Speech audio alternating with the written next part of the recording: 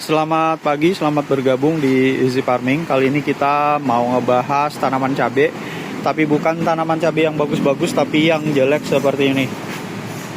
Nah, jika dilihat dari dekat seperti ini, tanaman cabai kita lagi kena serangan hama yang lumayan parah. Ini hamanya itu hama thrips, daunnya jadi keriting-keriting seperti ini. Kalau dilihat dari dekat tuh banyak kayak yang coak-coak kayak gini. Nanti untuk daun besarnya jadinya kayak gini nih. Nah, ini tanaman cabenya itu kita tanam dari bibit yang sama. Ada 1, 2, 3, 4, 5, 6. Ada 6 tanaman cabai.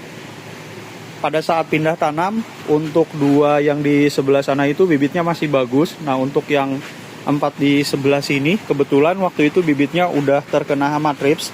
Kita sebenarnya sempat ada penanganan awal di sini. Salah satunya kalau yang di sini untuk pucuknya udah sempat kita buang-buangin.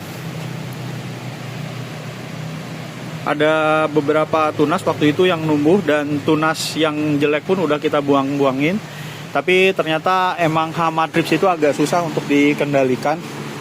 Dan kebetulan untuk insektisida kita yang biasa kita gunakan tuh sedang habis, jadi kemarin kita pakainya yang seadanya aja. Nah, hasilnya kayak gini, benar-benar jelek. Ini yang tidak potong pucuk juga sama, keadaannya kayak gini juga. Untuk yang di sebelah sana, karena dari awalnya itu nggak ada hamanya, walaupun sempat terkena, karena pencegahannya agak lumayan rutin, jadinya untuk yang 2 di sebelah sana lumayan bagus, tapi yang sebelahnya tuh yang 1 itu kurang bagus juga. Yang di sini sama, yang ini kita lagi uji coba untuk cabai itu dibikin sampai tinggi seperti ini. Ini juga sama, tapi karena ini daunnya dikit, kemarin udah kita coba semprot pakai pestisida. Hasilnya agak jauh lebih baik, karena mungkin penularannya jadi nggak semasif yang ini. Kalau yang ini dipotong berkali-kali pun karena di bawahnya masih ada yang terkena, jadi tetap penular. Nah, kemarin itu kita kepikiran untuk menangani bibit cabai yang terkena hama thrips. Jadi kita melakukan percobaan yang lumayan ekstrim. Mungkin teman-teman nanti yang lihat video ini nanti bisa niru untuk teman-teman yang mau nanam cabai, tapi dengan syarat itu tanam cabainya pakai bibitnya yang udah lumayan besar, bukan yang benar-benar masih kecil banget, karena kalau kecil itu kemungkinan akarnya masih dikit. Kalau pakai uji coba yang kayak gini, takutnya malah tanamannya mati beneran. Jadi uji coba kita itu untuk di bibit cabenya ini kita biarkan sampai layu seperti ini. Jadi kita nggak siram selama beberapa hari sampai layu seperti ini. Nah, setelah layu seperti ini, kita semprot pestisida. Setelah itu kita siram. Siramnya dikit aja. Nanti dibuat layu lagi seperti ini. Jadi setelah siram sekali itu dibiarkan dulu. Jangan disiram lagi sampai seperti ini lagi. Setelah itu baru kita pindah tanam. Nah, ini salah satu tanaman yang baru kita pindah tanam kemarin. Hasilnya bisa dilihat daunnya udah kembali segar, walaupun belum terlalu bagus pertumbuhannya. Jadi warnanya juga masih gak jelas kayak gini. Warna hijaunya hijau tua, terus di sini kayak mengkilat-mengkilat kayak gini. Nah, yang ini yang usianya udah sekitar semingguan setelah pindah tanam.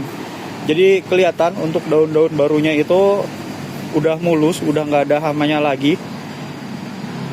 Walaupun di sini mungkin ada beberapa yang kelihatan keriting, tapi di sini kalau misalnya kita lihat lebih dekat di bagian pucuknya, itu udah jauh lebih baik. Nah, ini bisa dilihat untuk daun-daun yang awal itu udah separah ini. Yang ini juga sama, daun-daun yang awal udah separah ini.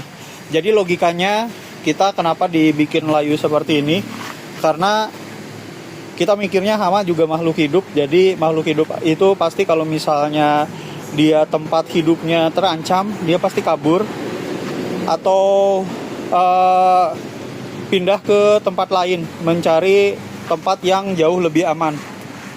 Nah, pada saat layu seperti ini juga, kalau misalnya kita siram atau semprot pakai pestisida, dia hama-hamanya itu nggak punya tempat bersembunyi, karena daunnya yang biasanya tadinya tebel-tebel terus tegak-tegak seperti ini, tiba-tiba jadi layu seperti ini. Jadi hamanya itu jadi nggak punya tempat untuk bersembunyi. Jadi waktu disemprot mereka langsung mati semua.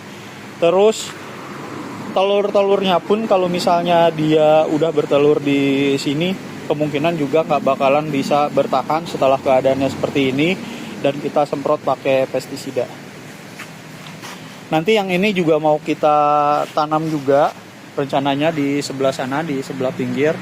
Kita lihat ke depannya pertumbuhan yang ini seperti apa, apakah bisa sebagus yang ini juga atau malah sama seperti yang di sebelah sini yang daunnya rusak-rusak.